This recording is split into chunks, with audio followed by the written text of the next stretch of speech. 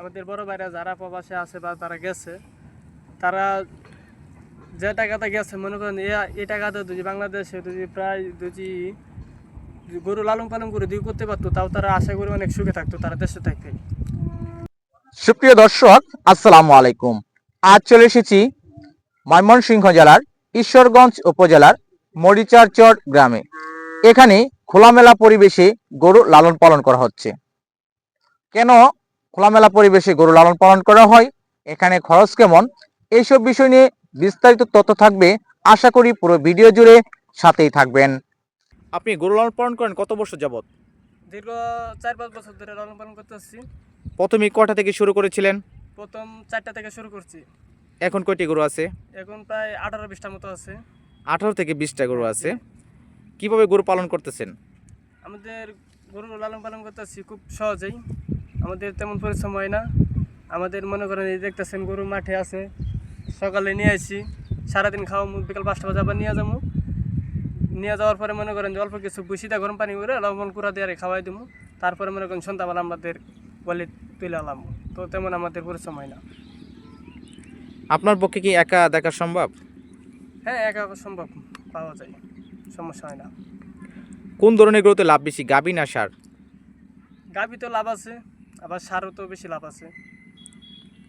আপনি মূলত কোনটা পালন করেন? আমি মূলত গাভীগুলাই পালন করি বেশি। আপনারা যে গরু লালন পালন করতেছেন এখন পর্যন্ত কি আপনাদের লস হয়েছে? না, আমাদের লস হয় নাই, আমাদের লাভই হয়েছে। লস নেই? না, লস নেই। অনেকেই তো গরু পালন করি লস হয়, এটা হওয়ার কারণ কি?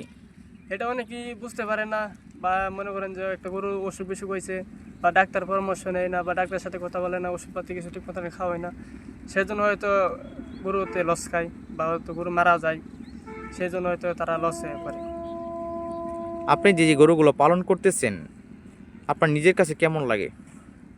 আমার কাছে ভালোই লাগে, আমার কাছে তেমন একটা খারাপ লাগে না। আমার এটা করতে করতে অভ্যাস হয়ে গেছে, দীর্ঘ 4-5 বছর ধরে করতেছি, তেমন আমার কাছে কোনো খারাপ লাগে না, তবে ভালোই লাগে। সামনে কি বেশি আকারে পালবেন? ইনশাল্লাহ চেষ্টা আছে, তবে আরও গরু বাড়ামু, গরু বাড়ায় আরও চেষ্টা করতেছি যাতে গরুগুলা আরও রাম। যারা নতুন অবস্থায় গরু পালন করতে চাচ্ছে বা করতে ইচ্ছুক তাদের উদ্দেশ্যে আপনার পরামর্শটা কি? আমার উদ্দেশ্য একটা, যারা নতুন অবস্থায় যে গরু লালন পালন করে ইচ্ছুক আছে যারা, আমি আশা করি তারা মনে করেন যে যারা আশপাশে বা এলাকার ভালো যারা গরু পালে বা অনেকে নিয়ম মতো গরু পালতেছে, তাদের কাছে যাওয়া লাগবে, তাদের কাছে দিলে পরামর্শ দিব বা তাদের সাথে কথা বলতে হইব যে কেমনি কীভাবে গরু লালন পালন করলে যে তাদের লাভবান হতে হবে, সেই দিকে তাদের সাথে কথা বলা লাগবে। তাহলে যে নতুন অবস্থা আছে তার কোনো সমস্যা হবে না, যাতে সে অনেক লাভবান হতে পারে। আপনি যে গরু লালন পালন করতেছেন এখানে পরিশ্রমটা কেমন হয়? আমার তেমন পরিশ্রম হয় না। আমি মনে করেন যে সকালে গাভীগুলা দুধ আছে, সেগুলো দুধ পানায় বাজারে বিক্রি করে দেই। আর বিক্রি টাকাতে মনে করেন যে আমার যে টাকা আসে এই টাকাতে মনে করেন আমার যে বিকেলে যে খাবারটা, এই খাবারটা আমার এই টাকার থেকেই ওই আমার আরও টাকা বাঁচছে। আর যেগুলো টাকা থাকে এগুলো আমার আয় থাকে, আর গরুর প্রতি আমার এরকম কোনো পরিশ্রম হয় না। অনেকেই তো অনেক টাকা খরচ করে প্রবাসে চলে যাচ্ছে, অনেক সময় ধরা খাচ্ছে, সেই তুলনায় কি আপনি বাংলাদেশে ভালো আছেন? হ্যাঁ, আমাদের বড় ভাইরা যারা প্রবাসে আছে বা তারা গেছে, তারা যে টাকাতে গেছে মনে করেন এই টাকাতে যদি বাংলাদেশে যদি প্রায় যদি গরু লালন পালন করে দিয়ে করতে পারতো, তাও তারা আশা করি অনেক সুখে থাকতো তারা দেশে থাকতে।